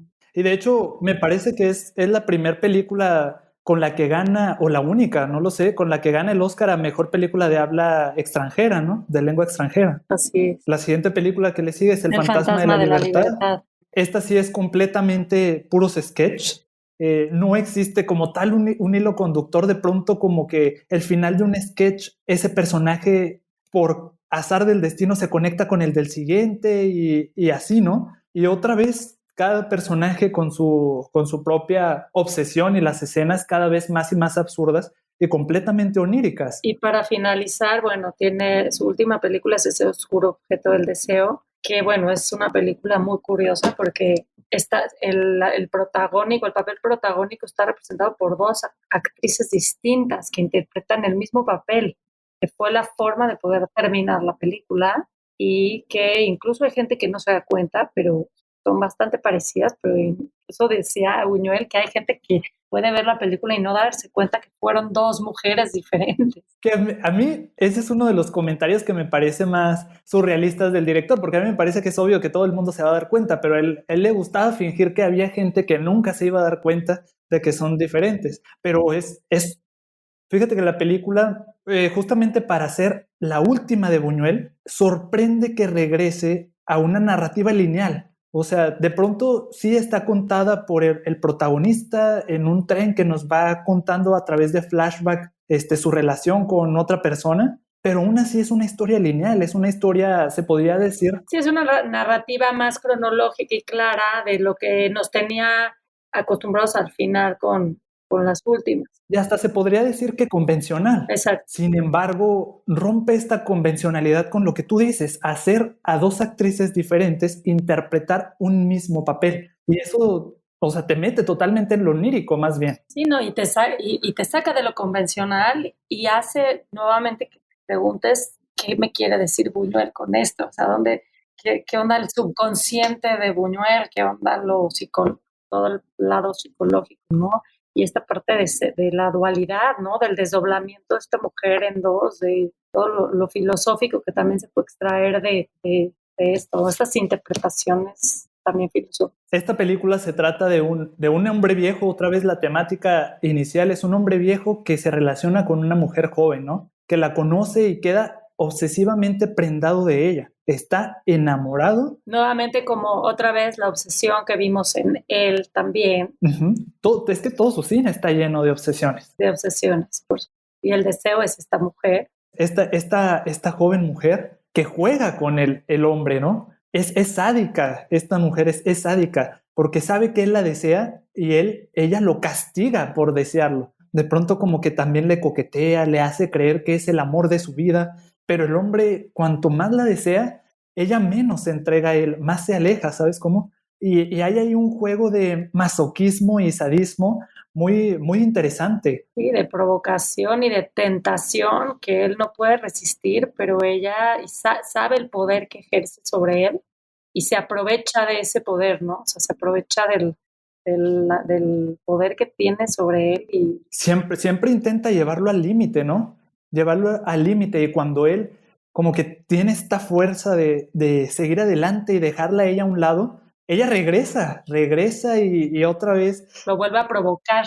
Lo vuelve a provocar, así es. Una de las escenas así muy absurdas es cuando finalmente creo que se van a vivir juntos un tiempo. Ella a su casa. Ella a su casa. Cabe mencionar que otra vez hay esta relación de aristocracia y De burguesía y el obrero. Él es el rico. Y ella necesita ese dinero, entonces también se aprovecha de la debilidad de él, ¿no? Entonces le saca mucha lana. Sí, le saca mucha lana. Y hay un momento en que se van a vivir juntos y él quiere que duerman juntos, pero quiere que haya acción entre ellos, ¿no? Y le empieza a obligar y resulta que cuando va a llegar por fin a un término, ella tiene una especie de ropa íntima de castidad, ¿no? Es cierto. Y él intenta lo más que puede de quitársela y simplemente no puede. Y ella hasta burla, se hace mofa de que no puede hacerlo. Sí, es una burla y nuevamente vemos cómo Buñuel sí, no se compadece de sus personajes y los lleva al límite y como dice, se mofa de ellos y no tiene compasión, los hace sufrir en pantalla y no les deja un respiro ni un final feliz, o sea, los deja en su obsesión eterna sin nunca poderla satisfacer, ¿no? Esa es la condena de sus personajes, es no poder llegar a realizar jamás su deseo. Y en esta película hay también una alegoría ahí de fondo, ¿no? Con el trasfondo, porque es una Francia caótica, es una Francia donde hay terrorismo de parte de la izquierda, ¿no? Y constantemente se nos muestra estos actos terroristas, pero a la vez como que hace match con el caos que están viviendo en esa relación súper tóxica, ¿no? Así es. Incluso ahora que mencionábamos de que ella cómo lo hace, y Buñuel en sí mismo, que es el que idea esta historia, que es de hecho me parece que sí es una adaptación, ¿no? Es una adaptación, sí es una adaptación. Es una adaptación, pero cómo llevan las cosas al límite de que ella incluso le hace a él comprarle una casa, que le compre una casa y después dejarlo afuera. Lo deja fuera y no lo deja entrar, sí. No lo deja entrar y todavía adentro tiene un hombre y lo quiere obligar a mirarla, cumplir el deseo que él no puede cumplir con ese hombre, ¿no? Y él cómo está ahí, pues como masoquista viendo, porque está sufriendo y no puede irse de ahí, ¿no? Así es, no tiene fuerza, y también es el coraje, no tiene fuerza para irse. Es una película muy interesante, como toda su filmografía que hemos repasado. Así es. Entonces, no sé si quieras decirme tus 5 favoritas de Buñuel. De todas estas 32 películas y que hemos repasado, ¿cuáles son tus 5 favoritas de Buñuel? Tu número 5, ¿cuál es? El discreto encanto. El discreto encanto. ¿Y qué te gusta del discreto encanto? Pues eso, lo absurdo. Me gustan mucho las situaciones que no van a llegar a nada y que sabemos que no van a llegar a nada, pero estamos jugando con ellos este juego de absurdo. Me gusta mucho cómo te hace participar de ese juego, ¿no? En mi número 5, me gusta mucho Bella de Día. Comentábamos, y me encanta justamente por esto, porque Buñuel le permite a la mujer desear y explorar su sexualidad sin ningún tabú y sin juzgarla también. Es algo que me gustó demasiado. Número 4. Bueno, yo sí, número 4 creo que sí me gusta Simón del Desierto, me gusta mucho ese juego también que hace con lo absurdo también. El Satán tentando, provocando, me parece muy interesante cómo sale a flote. Yo en mi número 4 puse El discreto encanto, también por las razones que tú dices, ¿no? Te mete cada vez más en una situación absurda, pero a mí algo que me gusta mucho del cine de Buñuel es que por más absurda que parezcan las situaciones, las mezcla de una forma que lo aceptas y ni siquiera opone resistencia, ¿no? A vivir esta situación tan extraña y surrealista. Número 3 yo pondría ese oscuro objeto del deseo. Definitivamente. Yo no la puse en mi top 5, pero es una película que me encanta bastante. Tal vez estaría en el número 6, si existiera. ¿Y tú, la 3?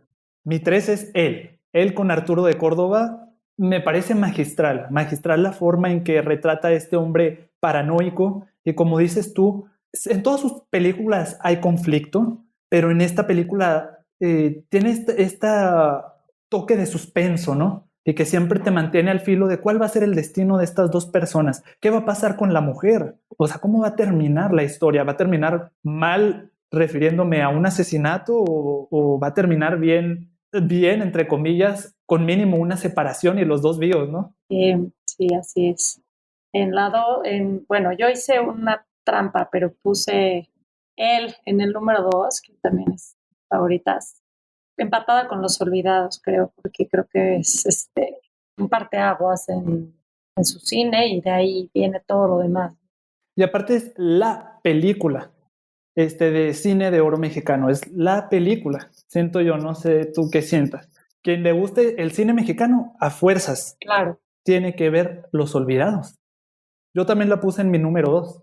Y es esta combinación de algo muy aterrizado a la realidad con lo lírico. Sí, y que se atrevió a romper con todo lo que se veía en el momento. Ese valor de un extranjero que viene llegando a México y que pues no, todavía no está tan bien recibido y de repente venir a decir, oye, esto está sucediendo en tu país, es como muy valiente.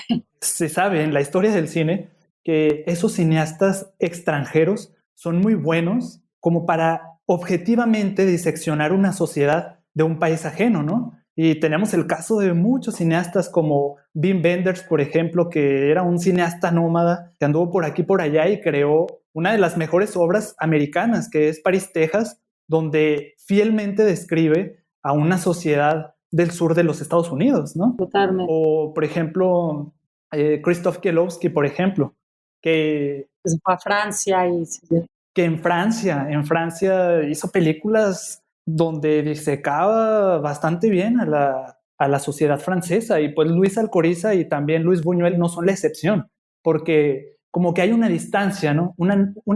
Al ser un país ajeno hay una distancia y no se dejan influenciar tal vez por el nacionalismo. Así es. Son frontales, y tal vez es lo que no gusta a veces de esos cineastas, ¿no? Especialmente en el caso de Luis Buñuel y Luis Alcoriza en sus películas, que, como tú dijiste en un principio, enfrentaron a la sociedad mexicana a su realidad y no estaban acostumbrados a hacerlo. Así es. Entonces, ¿cuál es tu número 1? Yo, El Ángel Exterminador. Sí, me divierte muchísimo, me provoca carcajadas incluso, o sea, me hace reír muchísimo, me muestra pues, la naturaleza humana en su estado más decadente, salvaje, vulnerable, decadente, crítico, desnudo, ¿no? Mi número 1 es Viridiana. Viridiana con Silvia Pinal me parece un ejemplo increíble de lo que, al menos para Buñuel, es lo fútil del cristianismo, específicamente de la caridad cristiana. Es una película que yo veo una y otra vez porque es muy triste ver, bueno, no es triste como tal, pero, o tal vez sí, tiene un poco de tristeza ver a Silvia Pinal sufrir tanto siendo ella tan buena. De hecho, hay ahí un guiño total a Justin de El Marqués de Sade, que le encantaba a Luis Buñuel. Ajá. De que por más buena persona que seas, se van a aprovechar de ti. El azar te va a llevar por lugares donde la gente se va a aprovechar de esa bonanza. Así es. Entonces, pues, bueno, ya terminamos, pero antes de irnos, ¿por qué no nos dices de qué va a tratar el podcast de la próxima semana? Va a estar muy interesante, es un tema creo que les va a gustar mucho. Se trata de películas y producciones que no llegaron a realizarse por alguna u otra razón, que se quedaron en el tintero, que se quedaron en proyecto, o fue una filmación suspendida. Entonces vamos a hacer un recorrido por algunas de estas producciones. Así es, las películas que intentaron ser, pero no fueron ni serán. Así es. Antes de irnos, quisiera decirles también que si gustan escribirnos al correo persistenciaretiniana.podcast@gmail.com si quieren sugerirnos algún tema del que hablemos, o si quieren aportar algo al tema del que ya hablamos la semana pasada, algo rápido, pueden hacerlo libremente. Entonces, Celia, ¿dónde te podemos seguir? Bueno, mi Instagram es @celisutton con Y. Escribo en una revista digital que se llama El Espectador Imaginario.com, y mi nombre en esa revista, con Celia Sutton, pueden encontrar todo sobre cine y análisis de cine. Es muy bueno, yo lo he leído claramente y es muy, muy, muy, muy bueno. Y hay muy buenas investigaciones, sí. definitivamente. A mí me pueden encontrar en Instagram como @thericky.com y en YouTube y Letterboxd como Tucacha Film. No sé si tú tengas Letterboxd. Sí, es igual Sally Sutton. Muy bien, entonces cualquier cosa nos vemos la próxima semana. Un gustazo estar aquí contigo. Igualmente, muchas gracias. Nos vemos la próxima semana.